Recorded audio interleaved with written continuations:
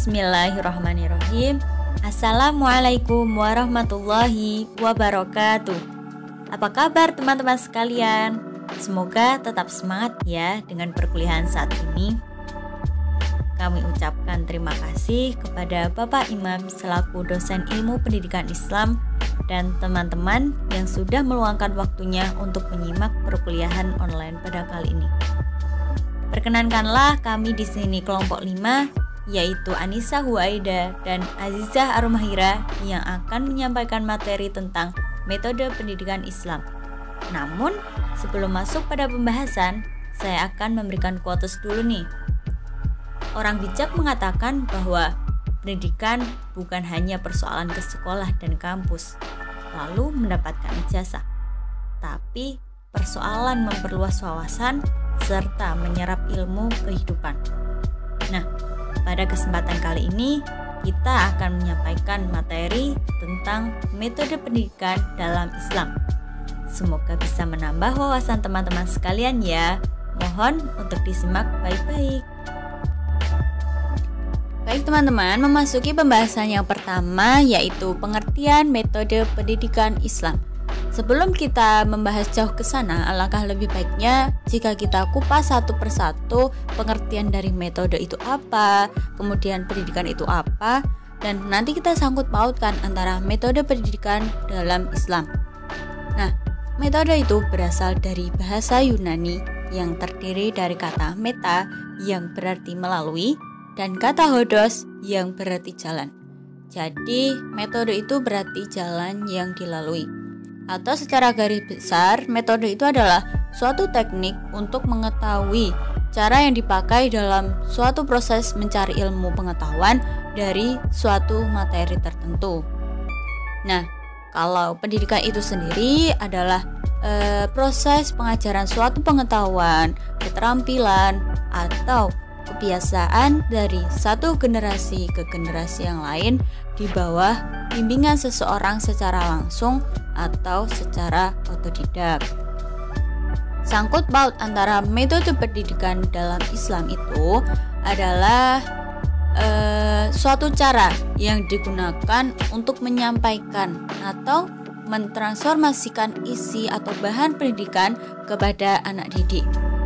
Kemudian, bila metode tersebut dikorelasikan dengan pendidikan Islam, dapat membawa arti sebagai jalan untuk menanamkan pengetahuan agama pada diri seseorang, sehingga dapat terlihat dalam pribadi objek sasaran tersebut, yaitu pribadi Islam. Selain itu, metode pendidikan Islam juga dapat diartikan sebagai cara untuk memahami, menggali, dan mengembangkan ajaran Islam sehingga terus berkembang sesuai dengan perkembangan zaman. Gimana nih teman-teman, kalian udah paham kan pengertian dari metode pendidikan Islam? Nah, kalau kalian sudah paham, yuk kita masuk ke pembahasan kedua, yaitu fungsi metode pendidikan Islam. Nah, dari teman-teman ada yang tahu nggak nih tugas utama dari metode pendidikan Islam itu apa? Baik, tugas utama metode pendidikan Islam itu adalah mengadakan aplikasi prinsip-prinsip psikologis dan pedagogis sebagai kegiatan antar hubungan pendidikan yang terrealisasi melalui penyampaian keterangan dan pengetahuan agar siswa mengetahui, memahami, menghayati, dan meyakini materi yang diberikan. Nah, dari tugas utama tersebut menunjukkan bahwa fungsi metode pendidikan Islam adalah mengarahkan keberhasilan belajar, kemudian memberikan kemudahan kepada peserta didik untuk belajar berdasarkan minat, serta mendorong usaha kerjasama dalam kegiatan belajar mengajar antara pendidik dengan peserta didik. Oh, tidak hanya itu, jadi di samping itu adalah memberikan inspirasi kepada peserta didik melalui proses hubungan yang serasi antara pendidik dan peserta didik. Jadi ketika peserta didik dan pendidik itu seiring atau serasi, maka tujuan pendidikan Islam itu akan tercapai. memasuki pembahasan yang selanjutnya, yaitu asas-asas metode pendidikan Islam. Metode pendidikan Islam itu memiliki asas-asas di mana ia berdiri tegak dan memperoleh unsur tujuan dan prinsip-prinsip. Asas-asas tersebut pada prinsipnya tidak banyak berbeda dengan asas-asas tujuan yang lain. Tetapi konsep ini menggambarkan bahwa seluruh komponen yang terkait dalam proses pendidikan Islam adalah satu kesatuan yang membentuk suatu sistem. Nah, kira-kira apa aja sih asas-asas metode pendidikan Islam itu? Di sini kita akan membahas secara umumnya saja. Jadi, metode pendidikan Islam itu mempunyai 4 asas, yaitu asas agama, asas biologis, asas psikologis, dan asas sosial. Pengertian dari masing-masing asas tersebut nih. Asas agama, yaitu prinsip-prinsip atau fakta umum yang diambil dari sumber asasi ajaran Islam, yaitu Al-Quran dan Sunnah. Jika asas biologis itu dasar yang mempertimbangkan kebutuhan jasmani dan tingkat perkembangan usia peserta didik. Nah, yang selanjutnya asas psikologis, yaitu prinsip yang lahir di atas pertimbangan kekuatan psikologis, seperti motivasi kebutuhan, emosi, minat, sikap, bakat, dan kecakapan akal atau kapasitas intelektual.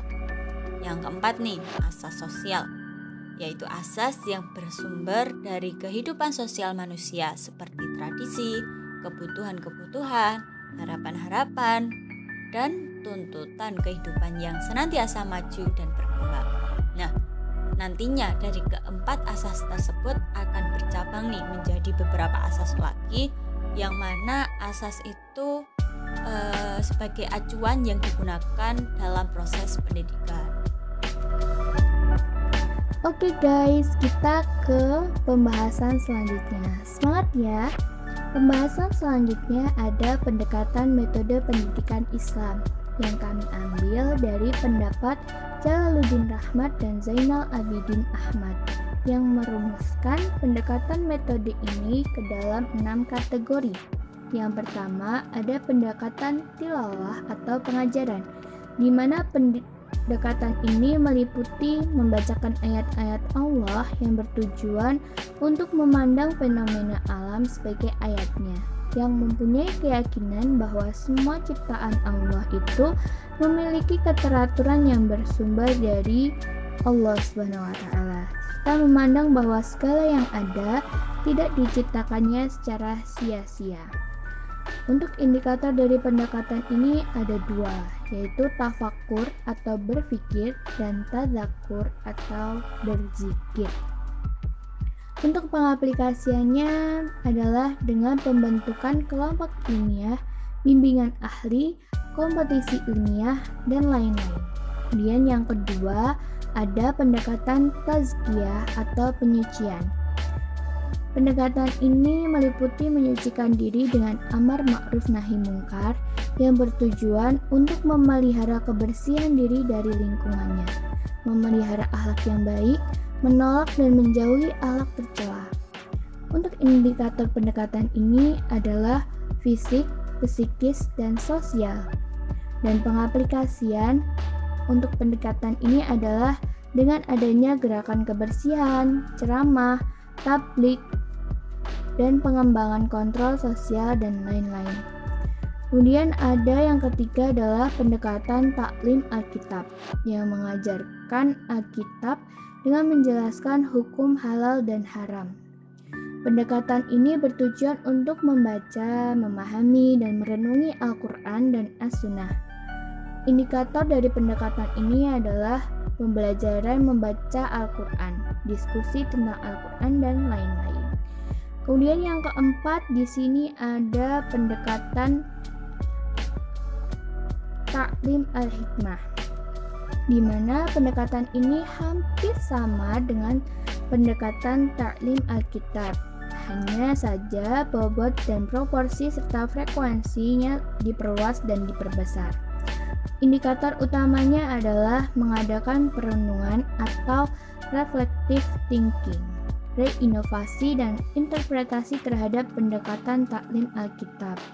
Kemudian aplikasi pendekatannya dapat berupa dengan studi banding antar lembaga pendidikan sehingga terbentuk suatu konsensus umum yang dapat dipedomani oleh masyarakat Islam secara universal dan sebagai pembenahan atas tidak relevannya pendekatan taklim Alkitab. Kemudian yang kelima ada yu'allimukum ma lam takunu ta'lamun. Suatu pendekatan yang mengajarkan suatu hal yang memang benar-benar asing dan belum diketahui, sehingga dalam pendekatan ini membawa peserta didik pada suatu alam pemikiran yang benar-benar luar biasa. Untuk indikator pendekatan ini adalah penemuan teknologi canggih yang dapat membawa manusia pada penjelajahan ruang angkasa, sedangkan aplikasinya adalah dengan mengembangkan produk teknologi yang dapat mempermudah dan membantu kehidupan manusia sehari-hari. Kemudian yang terakhir adalah pendekatan islah atau perbaikan. Nah, itu tadi adalah penjelasan tentang pendekatan metode pendidikan Islam. Kemudian kita berlanjut pada pembahasan bentuk metode pendidikan Islam. Apa aja sih bentuk-bentuknya? Mari kita simak. Yang pertama, ada metode diakronis, di mana metode ini mengajarkan ajaran Islam yang menonjolkan pada aspek sejarah. Kemudian yang kedua, ada metode sinkronis analitis atau metode pendidikan Islam yang memberikan kemampuan analitis teoritis yang sangat berguna bagi perkembangan keimanan dan mental intelek.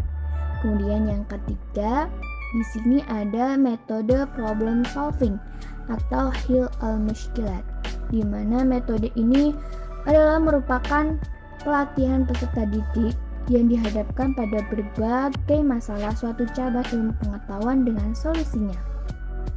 Kemudian yang keempat ada metode empiris atau tajribiyah, di mana metode ini itu mengajarkan yang memungkinkan peserta didik mempelajari ajaran agama Islam melalui proses realisasi, aktualisasi, serta internalisasi norma-norma dan kaidah Islam melalui proses aplikasi yang menimbulkan suatu interaksi sosial. Kemudian yang kelima, ada metode induktif atau al-istiqoriyah, di mana metode yang dilakukan adalah pendidik yang khusus atau juz'iyah itu menuju pada kesimpulan yang umum, di mana metode ini itu untuk mengenalkan kebenaran-kebenaran dan hukum-hukum umum setelah melalui riset. Kemudian ada yang terakhir itu metode deduktif, yaitu metode yang dilakukan oleh pendidik dalam pengajaran ajaran Islam melalui cara menampilkan kaidah yang umum kemudian menjabarkannya dengan berbagai contoh masalah sehingga menjadi terurai. Itu tadi penjelasan dari kami. Untuk selanjutnya adalah kesimpulan dari materi yang kami bahas adalah bahwasannya metode pendidikan adalah suatu cara yang digunakan untuk menyampaikan atau mentransformasikan isi atau bahan pendidikan kepada anak didik. Kemudian, bila metode tersebut dikorelasikan dengan pendidikan Islam, dapat membawa arti sebagai jalan untuk menanamkan pengetahuan agama pada diri seseorang sehingga dapat terlihat dalam pribadi objek sasaran, yaitu pribadi Islam. Selain itu, metode pendidikan Islam juga dapat diartikan sebagai cara untuk memahami, menggali, dan mengembangkan ajaran Islam sehingga terus berkembang sesuai dengan perkembangan zaman. Mungkin cukup sekian pembahasan dari kami. Kurang lebihnya kami mohon maaf. Nun wal qalam wa ma yasturun. Assalamualaikum warahmatullahi wabarakatuh.